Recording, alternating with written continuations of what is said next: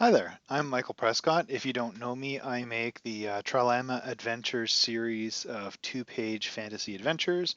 The adventures are all systemless. They're meant to be used in games where it's easy to stat things up on the fly, like OSR Retro Clones or Dungeon World, but I do occasionally hear people are using them in other systems as well, 5e and even GURPS one time. I thought that it would be fun to maybe make a video for some of the adventures to kind of show them off and explain how I imagine you guys would use them in your settings. Um, and of course, the obvious place to start is the first one, Stellarium of the Winter Elf. But I literally just finished writing and laying out the God Unmoving, which is adventure number 42, which is still blows my mind that there's 42 of these things. But there you go. So we're going to start at the other end, I guess. We're going to start with 42. This is an experiment. We might do all the others. We'll see how this goes. If you think this video is useful, please let me know in the comments. Okay, so you can see the first page on here. What is this thing? You've got first of all, as all my adventures do, there's a map of the this kind of coral reef, which is inhabited by a mixture of Porthmontoon, that this people who inhabit Naren's Ring, which is a kind of an island-ringed sea full of little islands and archipelagos and coves and things like that. Mostly fishing, a peaceful people, but occasionally they have turned to piracy. And in this location, it is where they have a strange and unholy pact with a band of undead that live here on this northern island, Dead Island. And all of this is powered by the God Unmoving, which is this kind of humongous octopus-like avatar of a drowned nation that's underneath all of this place. So you can see page one as usual. There's all sorts of little details. This is Market Island. This is where the harbor master lives. This is where the wealthier families of the Porthmontoon live. And these are the stocks where the brutally taken captives are held until it's time in the full moon, day or night, to sacrifice them to the god unmoving. And I guess in the top right-hand corner is probably my favorite part. This old ship. I see it as a abandoned Surrey tribute collection ship from the Empire that's long gone, but it's sat rotting here for absolutely centuries, and there's all sorts of interesting stuff in there. So page one kind of lays out where everything is, and oops, let me just get to the second page of this. Page two has detail on the Porthmontoon people, a little bit about their relationship with time, the behavior of the undead on the island. There's a picture down here of. Can you see my mouse cursor wiggling? Maybe you can. It's pretty small. You can see that there's a fisherman down on the bottom, and on the right-hand side, there's one of the undead. There's also a list of unusual and interesting foreign faces you might find hiding away on the island for reasons of their own, and the treasures of Gaul, which is Gaul is the name of the drowned city far underneath this island, and the undead who can breathe underwater are going down there and dragging up a whole bunch of gold and strange treasures. And this has totally invigorated the economy and lifestyle of this Porthmontoon fishing people, which has got a lot of people wondering what on earth is going on. So, get it, download it, read it over. I'll put the link down below. But one of the questions that people have asked me is how do I see these things being used at the table? And one of the reasons that I'm making this video is to explain some of that. I think if you're running a sandbox adventure, it kind of answers itself. On the second page in the bottom right, there's this random encounter table that generates a number of things that I think would potentially hook this in, let people know there's something strange going on here as your player characters get close to the island.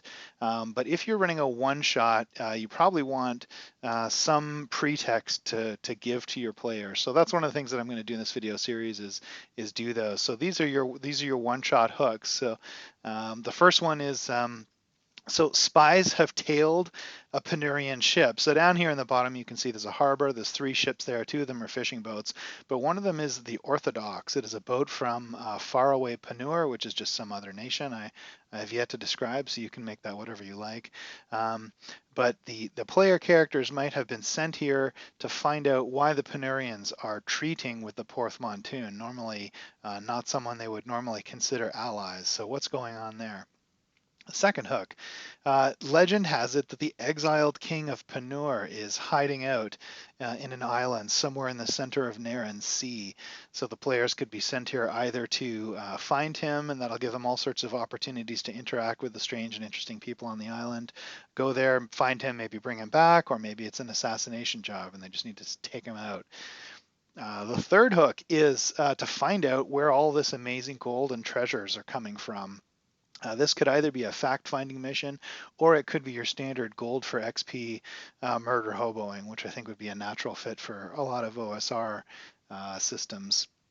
Hook number 4 would be to go and negotiate safe passage through Naren's Ring. So this is a base of operations. The Reavers themselves boat around in these crazy upside down pirate skiffs, blowing these horns of fog that makes them pretty fearsome as boarding parties. So how are you going to go here and negotiate and find a way to get safe passage? What do the people here want? There's a character legendarily known as the Porthmontoon's High Steerswan, which is like a rudderman. And what do they want in order to grant safe passage? Another hook could be the Lord of Somewhereland has been taken at sea, and maybe it's a standard kind of rescue mission. The tropey go and rescue the princeling who's tucked here. Maybe it's too late. Maybe it's not. Maybe he's down in the bilge decks of the Surrey boat. Maybe he's stuck in the stocks, or maybe he's actually just living a double life, and the adventurers have to find out where he is. And then the most, I think, direct hook would be simply that the Porthmontoon pirates have become too bold. They're terrorizing most of Naren's Ring. And you've got to go here and strike some kind of decisive blow to set them back and to stop them being such a problem, or maybe set them back completely.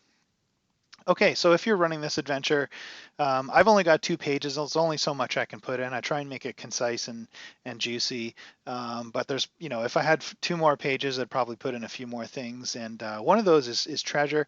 So I have listed a whole bunch of pieces of the treasures of Gaul down here on the bottom of the second page, but I haven't really said where they are. So it depends on your system. Some of your systems are going to have XP for gold, and it's really important exactly how valuable it is. Other systems, it's more about the quests and the accomplishments, and it doesn't matter. But this gold is kind of slushing everywhere in this island, so you can make a decision if you just need to, on the fly, just dip in there and then pick some appropriate figure, depending on the level of your PCs if you're in one of those games. The second thing is Porth culture. There's kind of this ongoing debate in role-playing writing. How do you make a culture that's different from the adventurer's culture or cultures that they're from? Still make it interesting and flavorful, but without reducing them to a caricature or just taking an existing Earth culture and filing the serial numbers off and kind of appropriating all their stereotypes about that culture. So I use something called the cultural iceberg. There's an interesting, if you search that online, you can easily find a number of different pictures of that have interesting things. And one of the point of the iceberg is about what is overt about a culture. It's like their holidays and their dress and the sound of their language, and what is not so clear, and that is like relationship to authority and their understanding of time and opinions on cleanliness and what counts as clean, that kind of thing. So it's kind of a neat inspiration. So I've used that here. Have a look. And I'm really curious, and please let me know in the comments if you feel like it. Do you think you could run the Porth culture from what I've written here? I'd love to hear. All right, my inspiration for this is one of the things I want to talk about for each adventure. It can be different things. Sometimes it's just like an idea. Sometimes it's the title. Sometimes there's a gap in my world that I really want to fill in. In this case, it was actually a visual inspiration. I just drew this character at the bottom of the page, and I thought that dude looks like a fisherman, and then I drew another character, and it wound up becoming an undead. I was just letting the pen kind of do what it wanted to do, and I thought, well, how can I make use of these two? When would you have undead and fishermen, together? And I thought, what if they weren't even in conflict? If there was some kind of interesting and dark relationship between these two groups, and that's where this adventure came from. I think there's a lot of juice there. I also want to talk about the danger level. So I think I first have to step back and say, what does it mean to talk about the danger or challenge level for an adventure which is totally systemless? Like there's no stats. I don't tell you, how many hit points the undead have. I assume you're going to do that on your own on the fly. But I think there is still something that can be said as long as your player characters aren't at that kind of superhero stage where they're throwing fireballs to wipe out entire armies, or they're Boromiring their way through packs of 20 orcs. If you're looking at sort of maybe a Burning Wheel or an E6, or I think even RuneQuest or Warhammer Fantasy Roleplay have these kind of slightly flatter power curves, where it's a knife in the back is going to finish off almost anybody. Um, so with that context in mind, I think you can still talk to the danger level, and it's based on the structure of the adventure. And in this case, it's actually more dangerous near the island than it is on the island. The island is essentially a town. It's fairly cohesive. If the adventurers get into trouble here, they might find a relatively large number of people coming after them, which is the same for any town. So I think of this as basically hornet's nest level difficult. You can see that it's a hornet's nest. You might get stung on the way in, but if you kick that sucker, you're going to regret it. And in this case, the real bite is the reavers. I think the essential thing is, how easy is it for players to control the level of difficulty that their characters face. And if you are potentially going to be pursued by fast-moving, capable enemies that are quite happy to pursue you for long distances, and that's exactly what these pirate reavers are. The danger level is quite high because once you engage, you can't necessarily disengage. The obvious and probably the scariest thing on the island is the God Unmoving, and I'll leave you to read the description of that, but I'm really happy. There's kind of a visual effect of what it's like to see this thing creeping up on your boat. It's a giant house-sized octopus from that had a relationship with the divine, so it's a pretty badass monster. But actually, what it wants isn't that dangerous. It's kind of horrible. But if the cultists get what they want and the players end up getting sacrificed to it, um, it's actually a relatively standard encounter in terms of difficulty, and it won't wipe out the party or make characters unplayable, although it is a little bit horrible. And it opens up some interesting vistas, so there's always that. So there you go, two-page adventure, set at sea. You can use it anywhere you might expect to have a lot of. You could even set it on a lake, I suppose. It doesn't even have to be in the sea or out in the ocean. And then the pirates could be river pirates. So this will go in a bunch of different places as long as there's water, and you can actually have some piracy happening. If you like this adventure, if you thought this video was useful, help me share the word, get the word out, share the video, send a link to my blog to someone, tweet about it, anything like that. If you really like it, you can support me on Patreon, and I'll put a link down below. That's not necessary. Feel free to enjoy the adventures. But thanks to the generosity of all my existing patrons, all the content in this adventure, the text, the map, the illustrations on page 2, they're all released under Creative Commons. So if you'd like to use those in your own for fun, non-commercial projects, go ahead and do that. Anyway, thanks for listening, and I hope you have happy sailing and you don't meet the God Unmoving.